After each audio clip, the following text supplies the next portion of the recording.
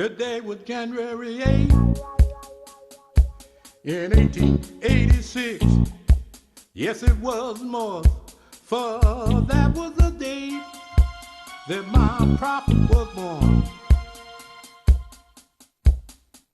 I never got a chance to meet him. All I ever heard was good things about him. Chief Minister, I'm depending on you to tell me the truth.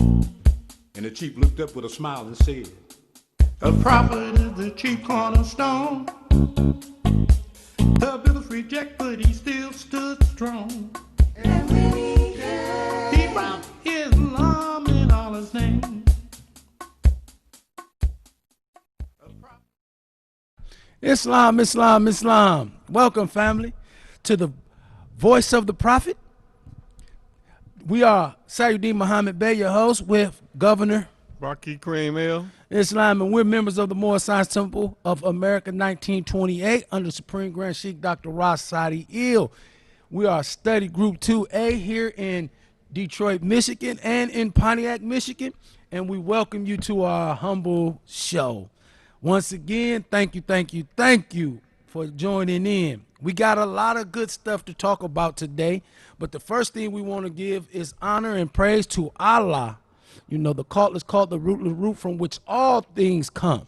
You know, we hope and pray that you have that divine connection with Allah, because there's no God but Allah, and Drew Ali is his prophet, the living physical representation of Allah here on earth. We give honors to the divine lineage of our prophet, starting with Supreme Grand Sheikh Edward Milieu, who we affectionately call our saint. He is the first Supreme Grand Sheikh that was appointed officially by our holy and divine prophet. How can you go wrong when you got that in your lineage? We give honors to the second Supreme Grand Sheikh of the Moorish Temple of America, Brother Moorish. We give honors to the third Supreme Grand Sheikh of the Moorish Temple of America, P. David Seal. We give honors to the fourth Supreme Grand Sheikh of the Moorish Temple of America, Walid Abdul Naim Bey, and we give a special and high respect and honor to our present day Mahdi, to our chief of ministers, to our spiritual leader, guide, friend, father figure, our brother, Supreme Grand Sheikh Dr. Ras Sadi Il, who is a 40-plus year student within this holy and divine movement, who sat with those that were directly taught by our holy and divine prophet. You know, this is the true divine lineage. And I ask anyone to trace themselves back and see where they end up at. So before we get into our measure today, is there anything that you would like to say real quick, Governor? Yes. We coming off our month of Ramadan, and we are spiritually and divinely prepared, you know, to do the works and duties of Allah. And for all the Moorish Americans that, and all those who joined us in our Ramadan, we like to thank you. But, you know, it's duly bound, because it's just getting you near and closer to our Father God Allah. Islam. You know, because that is the key, that golden cord that connects man to Allah. We have to always remember that there's no God but Allah, and Drew Ali is his prophet. And we want to get into this thing of, this is the question coming off our fast, our Ramadan, our Moorish month of Jubilee. We want to make sure that everyone understands the history of this great divine movement. That's why we have this book here. We're showing you the controversial years of the Moorish Temple of America, that was prepared and compiled by our Supreme Grand Sheikh Dr. Ras Sadi Il, who is an executive ruler of the MST of A. Okay? And for those that don't know, he is the grand governor of our movement, who was divinely prepared by one that was taught by our prophet. And we're becoming into the fruition of doing a book review on this material, because our Supreme Grand Sheikh got a lot of information in there. And today's topic is going to be, who are you with? Islam. Who are you with? And do you know why you are with whoever you with? Okay? And for my Christian brothers and my Christian sisters, we want to ask this one question. Because most of our people in the state of Michigan, at least, are Baptists. Islam. Okay? So, if you are a Baptist, I have a question. Who founded the Baptist faith? That's the question.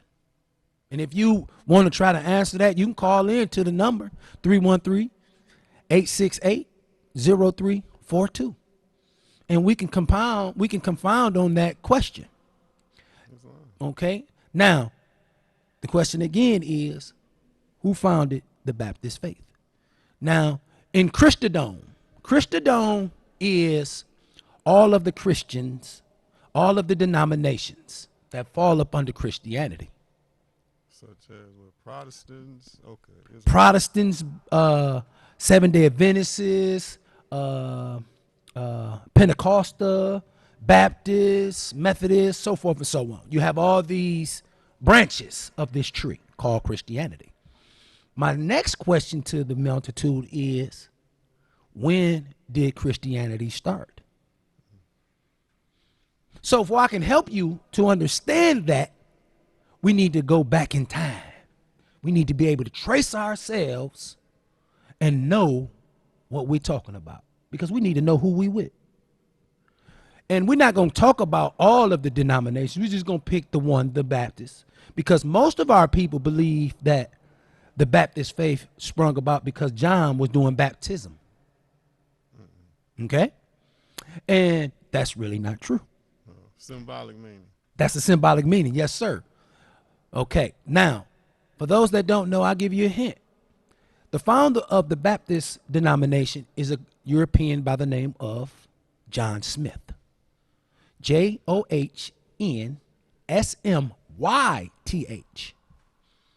And he founded this form of Christianity in the year of 1609. Okay? And if y'all are all familiar with the story of Jesus in the Bible, Jesus was dead and gone. Okay? So to give you some understandings, let's delve into when were the followers of Jesus first called Christians. Now, I'm not going to go to the Holy Quran of Mecca or the Holy Quran of the Moorish Temple of America, because that would be futile, because you don't understand those books. So let's go to a book that my sisters and brothers as the Christian faith know. Let's go to the Bible. So if you would, sir, can you go to Acts 11:26?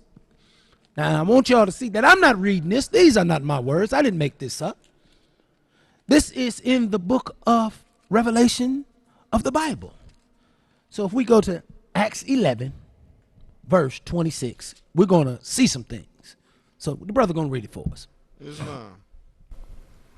I'm going to start at 25 because it's in the middle of 26. Islam. 26 doesn't have a beginning. It say, then Barnabas went to Tarsus and took for Saul. And when he found him, he brought him to Antioch. Antioch. Excuse me. Mm-hmm. So it was that for an entire year, then met with the church and taught a great many people. And it was in Antioch that the disciples were first called Christians. So wait a minute, hold on, stop right there. Jesus died. It was a year later. This is when they started calling them Christians. Is that not what that says? Yes, sir. But you gotta let them know who Saul was. It should say Simon, right? No, it say Saul. In this Bible, it say Saul. Tarsus took look for Saul. Yeah. Saul is the previous name of the individual known as Paul. Okay. Now, you need to understand that during the lifetime of Jesus, there was no such title or name for a nation of people as Christians. No, now I want you to stay there, Mo. I want you to stay there. Now, we're going to go to Acts 10:36. So now we're going to show you exactly what Jesus was teaching, because we're going to get into this question here. This is the next question. If Jesus was a Christian and the Christendom was formulated after him, Why did the Roman church kill Jesus? That's the question. But let's read 10:36. Islam. You know the message he sent to the people of Israel, preaching peace. Oh, wait a minute. Hold. Stop right there, Mo. What's the equivalent word for the word peace? Islam. Can you spell it for the people? We want to show them. ISLAM. So whenever you see that word peace, you can equate that word with the word Islam. Not over there in Saudi Arabia or those that have manipulated the faith, because in the Holy Quran of Mecca, we are taught that the desert Arabs are the least to know about the faith of Islam. Okay? So now we know that during the time of Jesus' life, there was no such thing called a Christian. Now we also know that during Jesus' life, he was teaching a particular thing, and it was called Islam. Okay? So now we got some foundations. Now, sir, can you go to your Holy Quran of the Moorish Science Temple of America? And we're going to show you and get into the question that we just asked. The question, I want you to go to chapter 46, instruction 1. We're going to go into that question because we need to understand when the foundation of Christianity was formed. We need to understand when the first church was founded. We need to understand why the Roman church killed Jesus. So let's read number 1, sir. Chapter 46, the beginning of Christianity. Wait a minute. He said the beginning. That's the title. The beginning, something, the starting point. There was no starting point before this. Well, you know, in Islam and everything, anything begins and ends. Begins with time, ends with time. Islam, anything that has a beginning must have an end. Islam, yes, sir. They say the foundation of Christianity began in Rome. The Roman nations, more than one, founded the first church, to whom crucified Jesus of Nazareth for seeking to redeem his people from under the Roman yoke and law. Islam. So let's stop right there. We're going to get into that question. Now let's go back. The first word that should stuck out in your mind is the word foundation. He said, the prophet teaches us, he says the foundation. So if you was to build a house, do you start with the roof? No, sir. What do you start with? You start from ground up. Ground up, the foundation, the ideas, the morals, the principles, the codes, the way you do a particular thing. Now some start with the basement and come on up. That's the same. You most definitely, sir. That's the same thing. So you have to have the foundation. The foundation have to be set in stone. It have to be the way we're going to do a particular thing. So he says the foundation of Christianity began in Rome. What is Rome? Rome is a country in Europe, right? Islam. Okay. And I was finna get into a little bit of something else, but I'm not going to go there. I'm going to stay on topic. So then it says the Roman nation founded. Now that's another word. Church. Yes, sir. Let's define the word founded. Foundation and founded are two different words. That means two different things. See, that's what we have to pay attention to. We have to be able to look into the scripture and see it and understand it. So he said founded. Now he said we laid the pavement, we laid the pavement. Now we need the building to execute the work. So he said they founded the first what? Church. Church is, i.e., the place of worship, temple, synagogue, mosque, whatever you want to call them. These are the places where the foundation is executed. Okay? So what they did was they came together, because it says the Roman nations. Now, nations of people came together and founded the first church. So let me help you out. What happened in 325 in Nicene? For all y'all that don't know, go look that up. The Nicene Council. Look it up. I want to say it's 164 priests, representatives of them nations that our prophet talk about, came together and formulated an idea, the foundation. Yeah, we know they do that a lot. Most definitely. Because they came together and, started slavery. Most definitely. So they came together and formulated a foundation and then executed that foundation that they brought about. So our prophet is showing us the history, which is why now if we go to chapter 48, instruction 6. Well, before we go there, if you really look at it, this was the conflict and the reason why they crucified Jesus. Well, he teaching peace. That means that they wasn't necessarily teaching peace Most definitely, sir. for them to crucify him. Most definitely. So, Or kill, okay, you went there. Or kill or execute him the way they did. Yes, sir. So if you go down to 8 in that same chapter, read 8. It say the lamb is the poor people. The lion is the ruler and the rich. And through love, truth, peace, freedom, and justice, all men are one and equal to seek their own destiny and to worship under their own vine and fig tree, after the principles of the holy and divine laws of their forefathers. Islam. So they were doing something contrary to what he was doing. Or so for that, because let's go this way. He was doing contrary to what they were doing. He came and did that which is right. So if we remember the story of Jesus, he said the temple. We always got to remember who he came under. Most definitely. He came under as a representation of his Father God Allah. Most definitely. We have to always remember that Jesus said that the temple been sold to thieves. Islam. So he went in there and turned the table over. Because the temple, the church, Christianity was not what his holy and divine Father God Allah gave him to give to the people.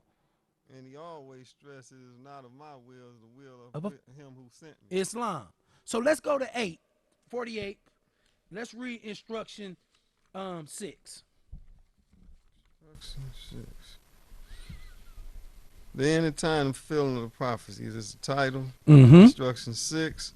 We as a clean and pure nation, descended from the inhabitants of Africa, do not desire to amalgamate or marry into the families of the pale-skinned nations of Europe, neither serve their gods of their religion, because our forefathers are the true and divine founders of the first religious creed for the redemption and salvation of mankind on earth. Islam.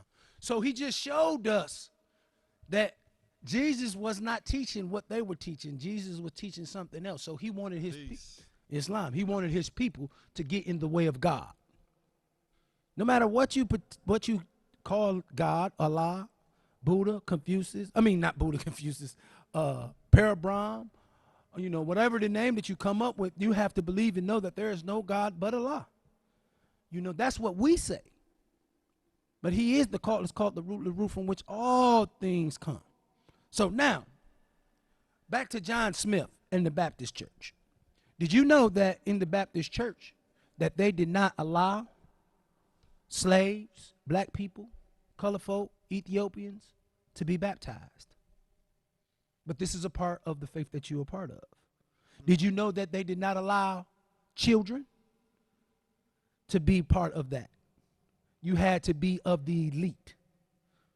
So go into reading and understanding what you claim to be a part of.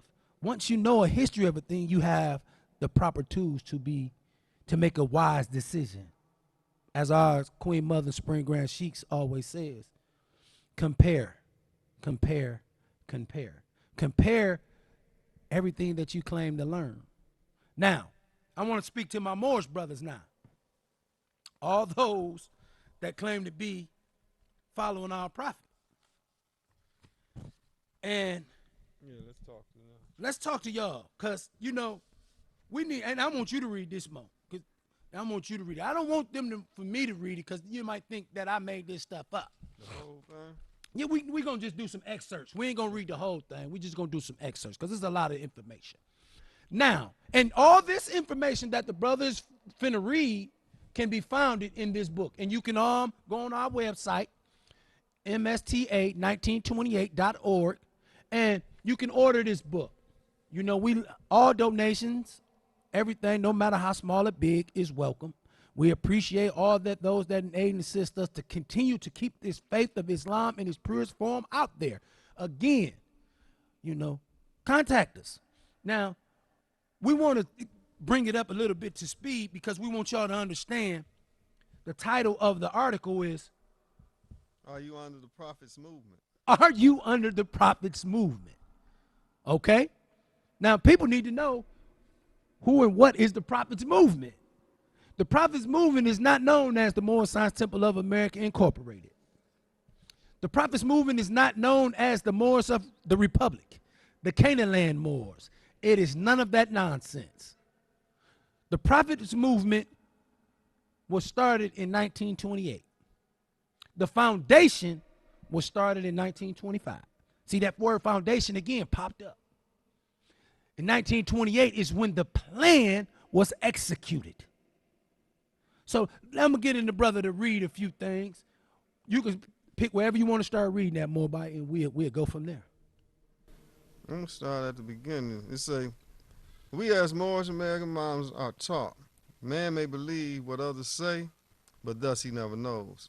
If man would know, he must know him. He must himself be what he knows. And backwards through the ages, masterminds can trace themselves, and thus they know. That's what we're doing right now, tracing ourselves. This book will aid and assist you in tracing yourself rightfully, spiritually, correctly. In the matter of who truly is the true and righteous head of the divine movement, he will trace himself back through the ages of time by using the actual minutes of 1930, along with the letter written by the Supreme Grand Sheikh, Edward Milliel. See, not to cut you off, Mobile. See, we giving you actual documentation of the time and period that was happening. When all this was happening, we giving you that information right there. Okay? Okay, it says, T. Crombie Bay of Pittsburgh. By the articles, we will know the whole truth about how the brothers and sisters of that time truly felt about one Charles Kirkman Bay and what he did. Now, let's go there for real quick. Because I want all you so-called Moorish American moms to understand some things. If you go to Key 69, right? What's Key 69? I'm going to read it because I want y'all to know and hear and understand it for clarity. It says, what people represent the lower self? Those who were cast out of the holy city and those who accept their teachings. Charles Kirkman Bay was a Key 69. And remember the oral statement where our prophet teaches us, woe to the man that scattered my flock. This is what he did. So you call yourself a Moorish American, but you're not under the prophet's tree.